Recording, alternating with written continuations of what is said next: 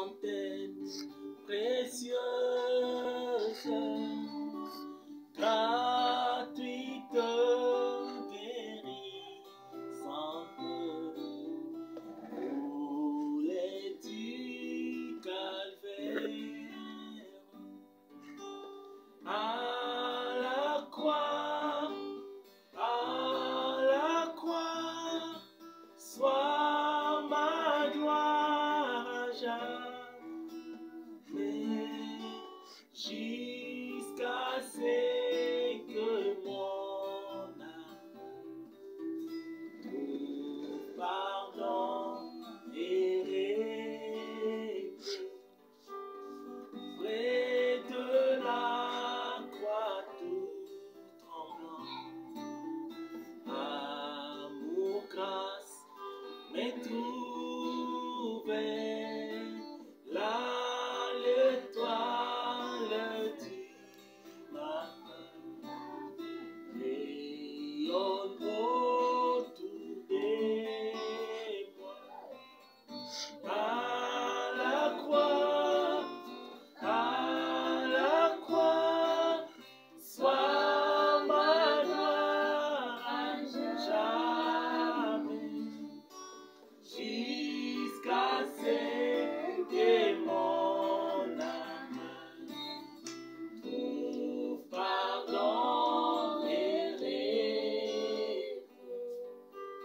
Près de la croix, ô agneau, apporte tes scènes, aide-moi à marcher toujours avec tes ombres sur moi. À la croix, sois ma gloire à jamais, jusqu'à ce que mon âme trouve pardon et repos.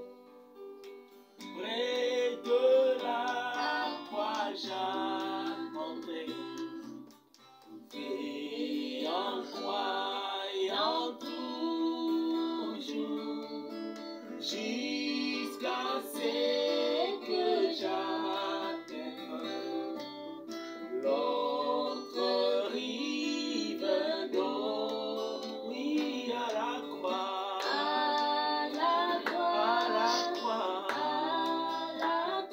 Jésus, sois ma gloire à jamais, jusqu'à ce que mon âme trouve pardon et repos. À la croix, oh oui, à la croix, oh Jésus, sois ma gloire à jamais, jusqu'à ce que mon âme trouve pardon et repos. Alléluia. Amen. Que Dieu vous bénisse abondamment. Amen. Nous sommes dans la joie d'être ici. En ce moment, pour donner une petite exhortation de la part du Seigneur. Nous savons tous au nom du Seigneur Jésus. Amen. Le pasteur Kalan m'a permis de pouvoir parler aujourd'hui parce qu'il m'a dit qu'il est éprouvé. Il a perdu la femme de son oncle. Alors il m'a dit que non, Colin, tu peux parler pour bénir les enfants de Dieu. Amen. Et c'est ce que nous voulons faire. Avant toute chose, nous allons prier. Notre Seigneur, notre Dieu, nous te sommes reconnaissants pour ton amour, pour ta grâce, pour ta bonté. Tu es le maître du temps et des circonstances. Tu fais toutes choses pour un but, Seigneur. Tu connais, Seigneur, pourquoi nous sommes ici, Seigneur. Ce n'est pas pour plaire un homme, mais c'est pour toi, Seigneur. Bénis les quelques écritures que nous allons lire. Bénis les oreilles qui vont écouter. Nous voulons que toi seul tu puisses parler à ton Père. Bénis cette maison qui nous a reçus ici, Seigneur. Laisse que ta grâce ton esprit nous contrôle, nous guide. Pour la gloire et l'honneur de ton Seigneur. Au nom de Jésus-Christ. Amen. Amen.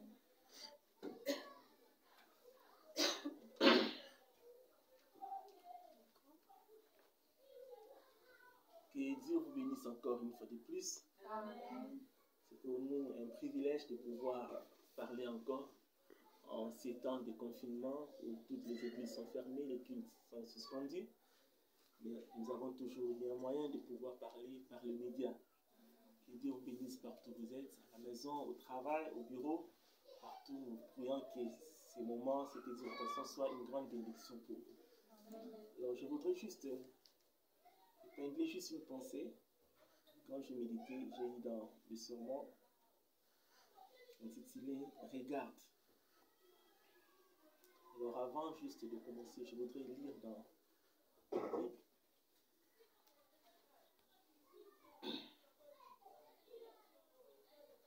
Nous lisons dans Hébreux chapitre 9, et nous allons lire juste le verset 24. Hébreux chapitre 9.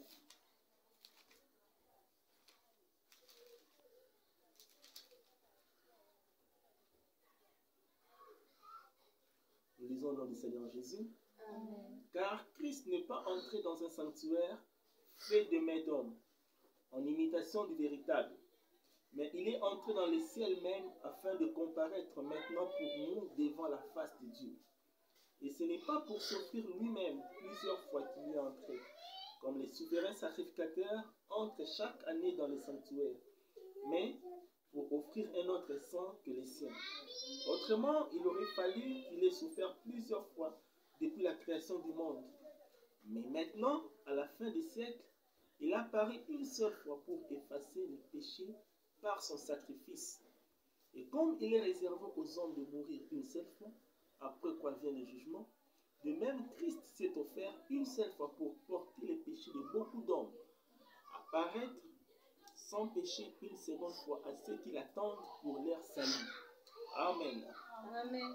C'est un passage biblique habituel que nous lisons souvent dans le livre des Hébreux chapitre 9, à partir du verset 24 jusqu'au verset 28. Alors là, je voudrais juste attirer notre attention sur un point, sur un petit thème que j'ai intitulé « Regarde ». Ce thème a été aussi employé par les prophètes quand il a prêché le sermon « Regarde », prêché le 28 avril 1963. Et il dit ceci. Maintenant, ce matin, nous voulons essayer de prendre comme sujet juste un mot, regarde, et traiter cela un peu, d'après la conduite du Seigneur. Il dit qu'aujourd'hui, le monde, tout le monde regarde, tout le monde observe, tout le monde attend quelque chose. Vouloir ou pas, tu t'attends à quelque chose. Il y a quelque chose qui se présente devant toi. Il y a quelque chose qui attire votre attention. Le monde s'attend à quelque chose. Et nous sommes appelés à regarder. Et déjà dans la Bible, nous voyons plusieurs exemples où la Bible nous demande de regarder. Un des exemples les plus touchants, c'est de voir dans les livres des Actes, où le premier miracle a été fait par l'apôtre Pierre et Jean. Alors qu'ils entraient, ils allaient au temple, ils ont trouvé un homme estropié qui était toujours là assis. La première réaction de Pierre était de dire à cet homme, regarde-nous. Si nous pouvons lire ça même dans les livres des Actes, nous puissions avoir une idée sur ça.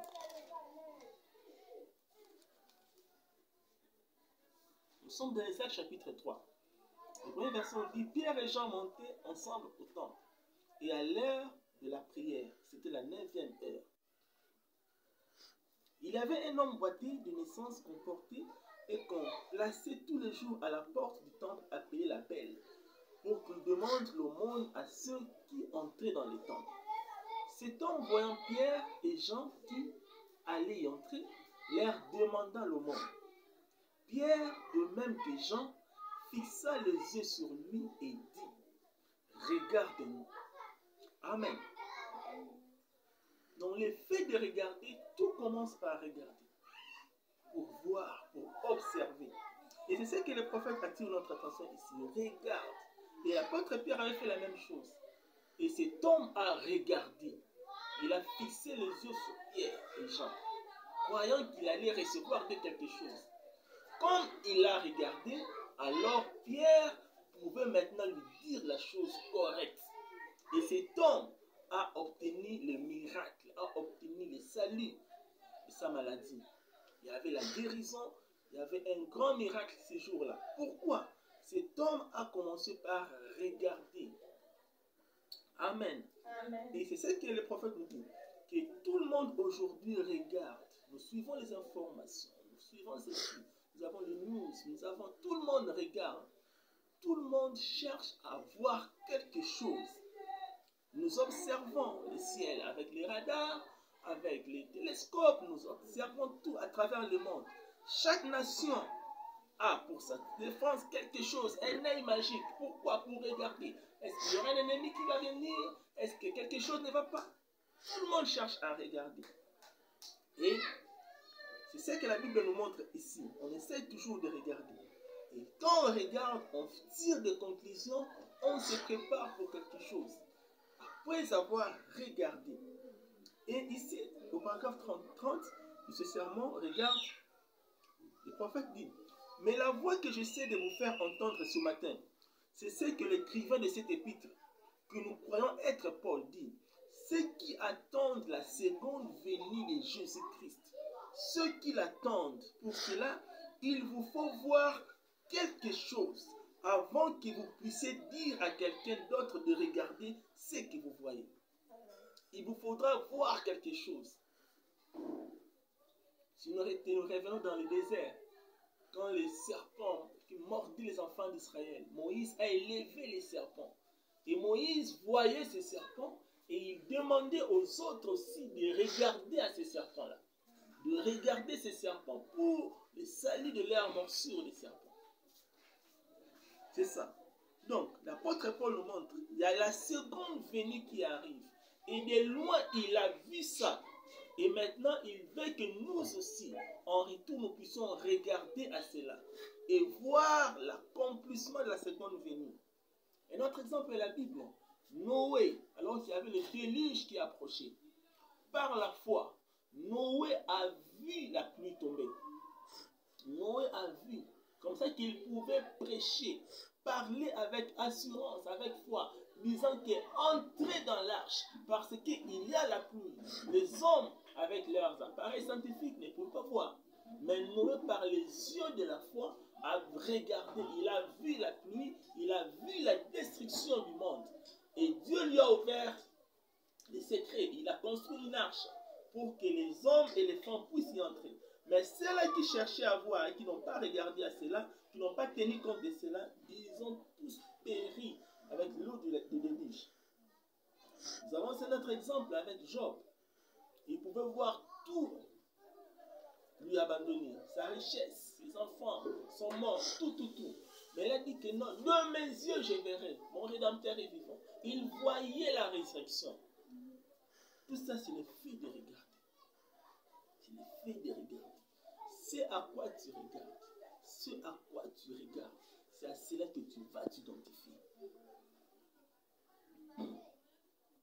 Et c'est ce que l'Église aujourd'hui, et c'est ce que je veux vous montrer, c'est qu'il nous faut un nettoyage avant que n'importe quoi puisse commencer de la part de Dieu. Il nous faut être purifiés. Et quand nous regardons et que nous voyons les choses qui se passent aujourd'hui, dans l'état actuel des choses, nous pouvons voir qu'il faut quelque chose ait lieu avant que Dieu puisse continuer son programme. Amen. Dieu a un programme. Et ceux qui observent, ils voient le programme de Dieu. Souvenons-nous de l'histoire de 3 mages. Ils ont regardé dans le ciel et ils ont vu l'étoile. Et ils ont suivi cette étoile et cette étoile les a conduits jusqu'à l'enfant Jésus. S'ils n'avaient pas regardé l'étoile, s'ils n'avaient pas vu l'étoile, ils ne pouvaient pas arriver là où Jésus-Christ était. Le fait de regarder a une grande importance dans la vie des enfants de Dieu. Tu dois voir les programmes de Dieu. Regarde. Amen. Amen. Nous voyons des choses arriver. C'est là pour le monde. Il est tout aussi aveugle. Et à cela qu'il était au temps de Noé.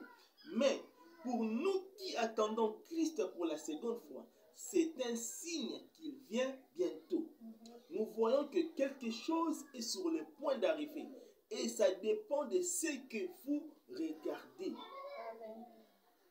Lors de la première venue de notre Seigneur Jésus-Christ, notre Seigneur Jésus-Christ, excusez-moi, Jésus-Christ a parlé, a donné des signes. Il a dit, observez Israël. Observez ceci. Quand vous voyez ceci, tout ça nous devons voir. Nous devons voir. Et tu dois regarder et te préparer en conséquence. Eh bien, Noé savait par la parole de Dieu que le déluge viendrait. Il a vu cela par la foi. Il savait que cela aurait lieu parce que la parole de Dieu l'avait promis. Eh bien, Noé lui-même par la foi voyait ce que la parole de Dieu disait. Il voyait ce que la parole de Dieu disait. Il voyait la pluie, il voyait la destruction, il voyait les tribulations qui devraient s'abattre sur la terre. Noé voyait cela par les yeux de la foi. Ce que Dieu disait. Mais le monde ne pouvait pas voir cela parce qu'il ne pouvait pas être prouvé scientifiquement qu'il n'y avait pas de l'eau dans le ciel. Mais Noé savait qu'il y en avait parce que Dieu l'avait dit. Quand Dieu dit quelque chose, avec les yeux de la foi, tu peux voir. Tu peux voir avec les yeux de la foi. Ça, c'est l'Église. Les appelés à sortir. Noé qui représentait l'Église, qui pouvait voir la venue du Seigneur qui était proche. Peu importe les progrès que nous pouvons avoir réalisés et tout. Peu importe les distractions, peu importe les informations, peu importe ce qui nous entoure. Nos yeux sont fixés sur le programme de Dieu. Et nous regardons à cela. Parce que c'est de ça que notre vie dépend. Amen. Notre vie dépend de ce que nous voyons Dieu accomplir. C'est comme ça que les choses doivent marcher. Et l'apôtre Paul dit que nous recevons un royaume inébranlable. Ceux qui attendent sa venue. Christ est entré dans le sanctuaire, il a fait le sacrifice une seule fois. Et il attend maintenant, les hommes attendent leur salut éternel lors de sa seconde venue. Je crois que ça doit être quelque chose qui doit toujours secouer chaque personne. Voir la seconde venue du Seigneur Jésus. Parce que ces jours-là, quand il montait, les anges sont descendus disant que, oh Galilée, qu'est-ce que vous êtes en train de regarder dans le ciel?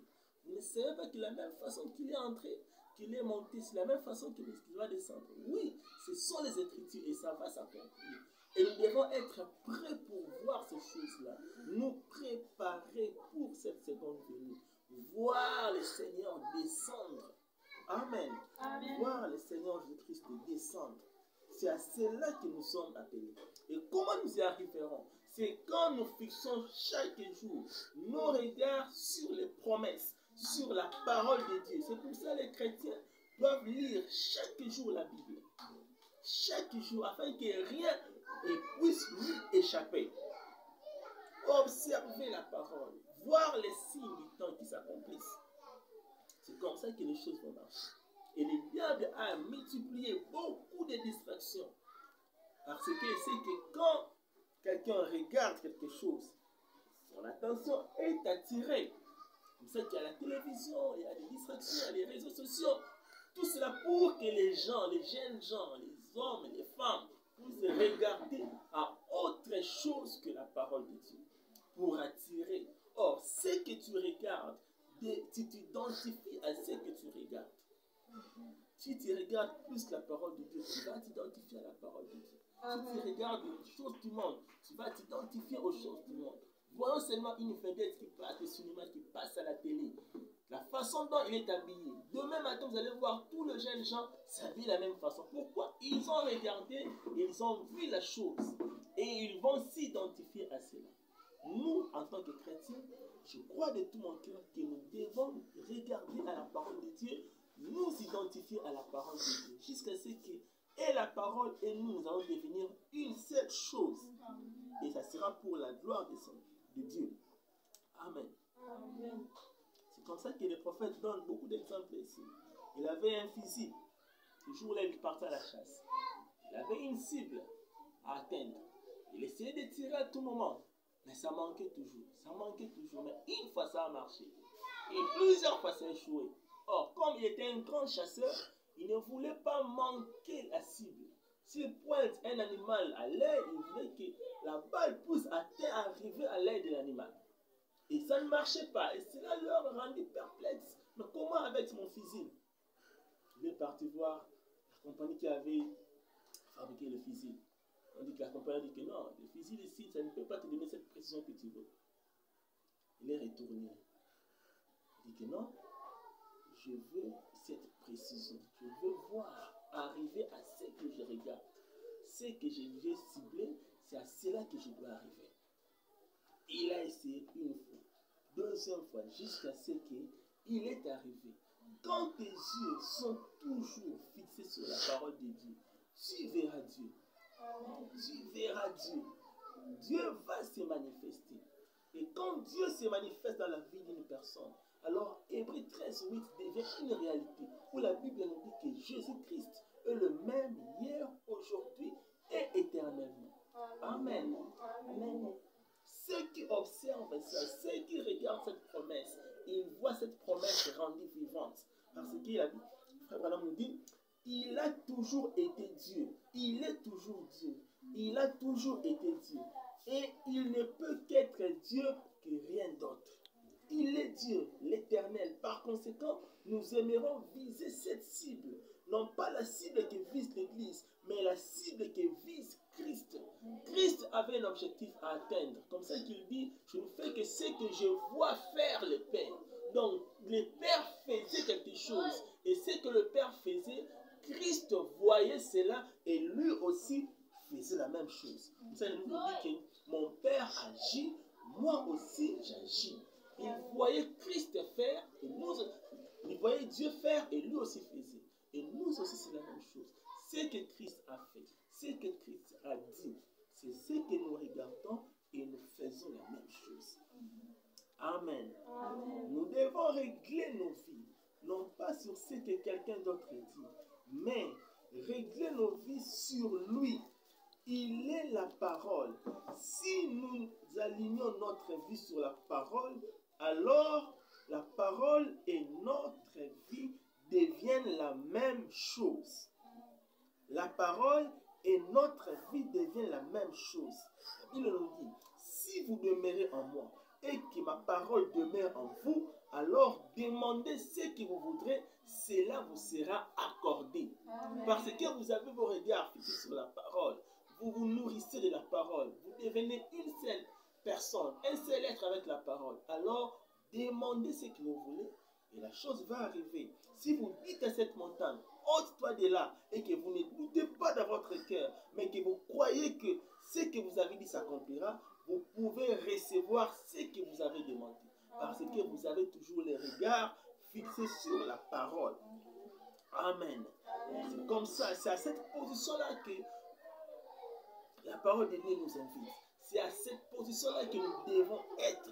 Alors ça sera, nous allons devenir une unité vivante avec Dieu. Et ça sera glorieux. Amen. Amen. Ce monde n'est pas à nous. Ce monde a sa façon de voir. Ce monde a sa façon de faire des choses. Mais nous, notre programme, notre façon de faire des choses, c'est la parole de Dieu. C'est pour cela, nuit et jour, nous avons le regard fixé sur la parole. Nous lisons la parole de Dieu. Nous sondons les Écritures. Nous cherchons à connaître Dieu. Et la même puissance qui se trouve dans la parole va aussi devenir en nous. Amen. Que Dieu vous bénisse abondamment. Amen. Je crois que ce moment, ça sera une grande bénédiction pour vous. Amen. Nous allons prier le Seigneur. Notre Seigneur, notre Dieu, béni soit-on. Nous croyons que tu ne changes pas. Tu fais toutes choses pour un but, Seigneur. Tu as parlé à ton peuple, Seigneur. Maintenant que nous sommes à la fin, tu connais les besoins profonds de notre cœur. C'est de te plaire et que nos yeux soient toujours fixés sur toi, Seigneur. Car le prophète l'a dit, que nous deviendrons une unité vivante entre nous et Dieu. Alors, tout ce que nous allons dire, tout ce que nous allons demander à la prière, cela nous sera accordé. Amen. C'est ce que nous voulons voir dans notre vie, Seigneur. Aide-nous à y arriver, Seigneur. Alors que nous nous confions, nous nous abandonnons totalement et complètement à toi pour la gloire et l'honneur de ton Seigneur. Sois béni à jamais au nom de Jésus-Christ. Amen. Amen. Et Dieu vous bénisse abondamment. Amen. Amen. On va encore chanter.